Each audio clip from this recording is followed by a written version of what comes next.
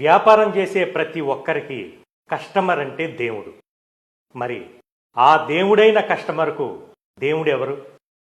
ఏ వ్యాపారంలో ఎలా ఉన్నా రియల్ ఎస్టేట్లో మాత్రం కస్టమర్లకు మార్కెటింగ్ అసోసియేటే దేవుడు. వినడానికి కొత్తగా ఉన్నా ఇది వాస్తవం. ఎందరో మధ్యతరగతి వారు కేవలం ఒక ప్లాటుతో మొదలుపెట్టి కోట్లు సంపాదించగలిగారు.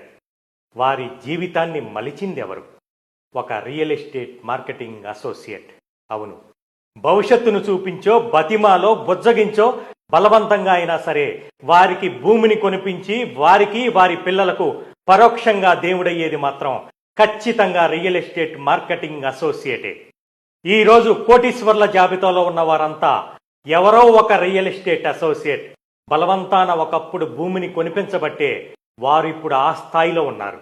అందుకే నా దృష్టిలో మార్కెటరే దేవుడు.